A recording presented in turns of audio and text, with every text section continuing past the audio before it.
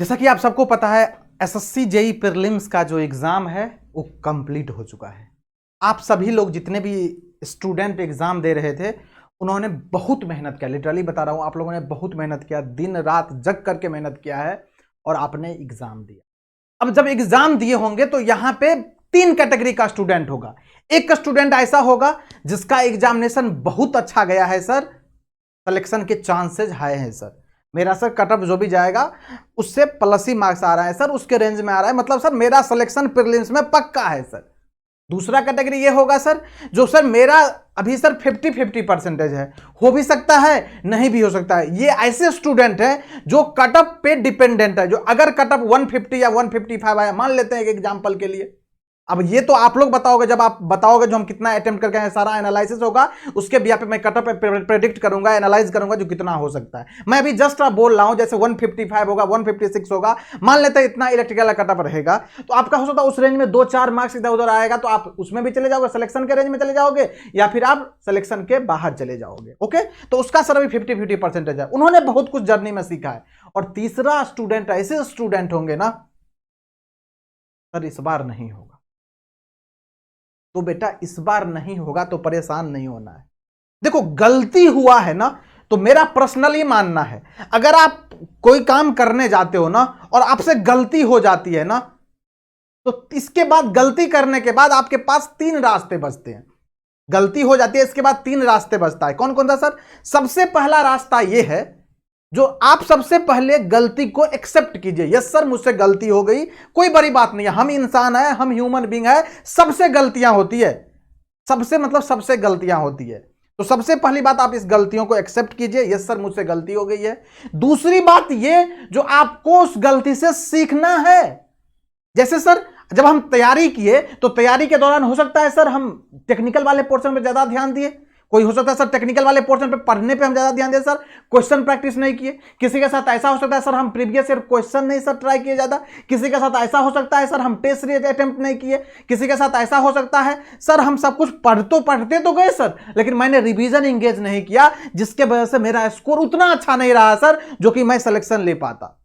और इसके बाद एक और पॉसिबिलिटी होती है नॉन टेक वाला पोर्शन, क्योंकि आप सबको पता है 100 मार्क्स का टेक्निकल आता है, 100 मार्क्स का नॉन टेक आता है, नॉन टेक में रीजनिंग भी आता है और जीके जीएस भी आता है। तो सर नॉन टेक पे हम उतना फोकस नहीं किए, क्योंकि टेक्निकल स्टूडेंट का नॉन टेक थोड़ा सा तबाही में होता है, थोड़ा सा उसमें हाथ तंग रहता है। तो सर थोड़ा सा दिक्कत हो गई सर मेरे साथ। मैंने रीजनिंग तो कर लिया सर, लेकिन जीके जीएस को मैंने संभाल नहीं पाया, जिसके वजह से ओवरऑल स्कोर मेरा इफेक्ट कर रहा है और मैं 150 से बिलो लाई कर रहा हूं सर, मतलब जो सिलेक्शन का कटअप आएगा उससे बिलो चला जाऊंगा सर। तो अब क्या करें, इसीलिए लिखा गया है SSC JEE prelims exam completed, अब क्या करना है। देखो बेटा, जो भी मोड में हो आप, मैंने तीनों कैटेगरी बताया है और तीनों कैटेगरी में आपको यही बताया है। और तीसरी बात, गलती हो गया है तो गलती में 3 पॉइंट है। सबसे पहला पॉइंट, आप गलती को एक्सेप्ट कीजिए। दूसरा पॉइंट है उस गलती से सीखना है आपको। और तीसरा सबसे इंपॉर्टेंट पॉइंट, जो गलतियां हुई है ना हमसे, तो हम जिंदगी में अब कभी रिपीट नहीं करेंगे सर। अगर ये तीनों आपने ठान लिया, ये तीनों आपने मान लिया, तो डेफिनेटली आपको आगे जो है ना अपने मुकाम को पाने में कोई रोक नहीं सकता है बेटा। और ये बहुत ही ज्यादा जरूरी है एक स्टूडेंट के लिए, ये तीनों चीज। तो आप अच्छे से टाइम लीजिए, मैं आपको फिर अभी तुरंत परेशान नहीं कर रहा हूं, मैं जस्ट ये वीडियो बना रहा हूं उन सारे बच्चों के लिए, उन सारे स्टूडेंट के लिए, उन सारे एस्पायरेंट के लिए जिन्होंने एग्जाम दिया है। जस्ट बेटा रिलैक्स करो, 1 दिन लो, 2 दिन लो, आपका टाइम है। आपने दिन भर रात भर बहुत जाग के मेहनत किया है, तो आपका टाइम है, बिल्कुल आप थोड़ा रिलैक्स कीजिए। 1 से 2 दिन बिल्कुल आप रिलैक्स कीजिए। अगर आप घर से बाहर रहते हैं तो मैं बोलूंगा बिल्कुल आप घर जाइए, मम्मी पापा से मिलिए, सबसे बात कीजिए, थोड़ा सा रिलैक्स जोन में आपको जाना है। और ऐसा नहीं सब कुछ छोड़ देना, इसके ड्यूरिंग इसमें आपको प्लान करना है जो आगे क्या करना है, क्योंकि आगे एसएससी जेईई है, आगे आरआरबी जेईई है, आगे यूपीपीसीएल जेईई है, आगे बहुत सारे स्टेट जेईई आने वाला है। और आपको कहीं ना कहीं अपने आप को सेलेक्ट करवाना है और आपको माइंड में ये भी लेके चलना है जो अपकमिंग डेज में वैकेंसी का बौछार आने वाला है। ऐसा मैं इसलिए बोल रहा हूं क्योंकि अपकमिंग ईयर में इलेक्शन भी आने वाला है, और हम जिस कंट्री में रहते हैं, हम जिस देश में रहते हैं, उस देश में सारा चीज इलेक्शन पे ही चलता है। इलेक्शन का मुद्दा होना चाहिए। हम स्टूडेंट के लिए वैकेंसी का बौछार आएगा और डेफिनेटली उसमें हमको सिलेक्शन लेना है। और इस सिलेक्शन करने के लिए मुझे ये जो गलती हुई है प्रिपरेशन जर्नी में, अचानक से एसएससी जेईई आया था, देखे थे ना, एसएससी जेईई आया, सब कुछ आया सर, डेट अनाउंस हुआ सर, नवंबर में होगा एग्जामिनेशन, सब कुछ प्लान हुआ सर, तो हम इतने शॉर्ट टाइम में अपना बेस्ट दिए हैं। आप अपने आप से जरूर पूछिएगा जो आप अपना बेस्ट दिए हैं कि नहीं। अगर आप अपना बेस्ट दिए हो ना, तो बेटा ये कभी भी खराब नहीं जाने वाला है। आपने मेहनत किया है ना, आपने मेहनत करने का तरीका सीखा है ना, आपने मेहनत करके जो चीजें निकाला है ना यहां से, ये पूरे लाइफ में काम आने वाला है। अब जो आगे जो भी प्रिपेयर करेगा ना, डेफिनेटली वहां से बहुत सारे इनपुट, बहुत सारे आउटपुट की तरह वहां पे काम आने वाला।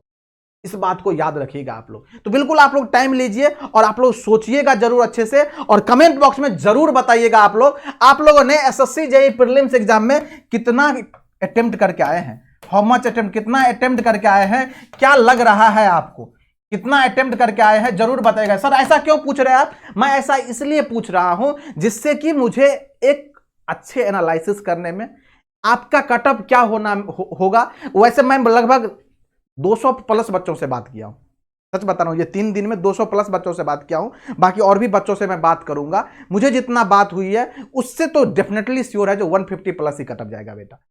लेकिन ये मास जितना ज्यादा होगा, ये मास जितना बढ़ेगा, उसमें प्रेडिक्ट करने में, एनालाइज करने में मुझे आसानी होगी, और आप सहयोग करोगे तो डेफिनेटली हम लोग मिलके एक अच्छे रेंज में पहुंचेंगे। और डेफिनेटली फिर उससे आगे अपन, जिसका अच्छा गया पेपर वो मेंस का तैयारी करेंगे, जिसका पेपर अच्छा नहीं हुआ है वो हम फिर से लगने वाले हैं। और मैं आप सभी के लिए बहुत ही वेल प्लानिंग में लगा हुआ हूं, कुछ खतरनाक प्लानिंग में लगा हुआ हूं, और आप सबके लिए हमेशा से कुछ ना कुछ करते आया हूं।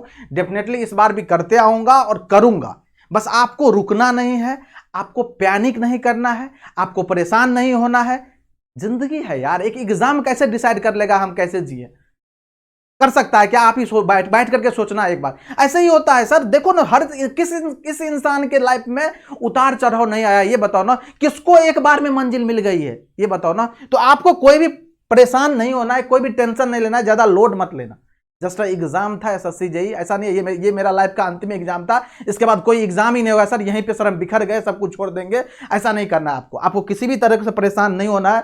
ऑलवेज अवेलेबल हूं मैं आपके लिए। अगर आपको ज्यादा परेशानी लग रही है, ज्यादा टेंशन में लग रहे हो, क्योंकि बेटा होता है नॉर्मल इफेक्ट, हम मेहनत करेंगे और वहां से अगर आउटपुट नहीं आएगा तो टेंशन में जाता है इंसान, इसमें कोई बड़ी बात नहीं, और जाना भी चाहिए। तो आपको अगर कोई दिक्कत है तो मैं आपको कॉन्टैक्ट नंबर लिख दे रहा हूं, यहाँ पे आप बिल्कुल मुझसे बात कर सकते हैं।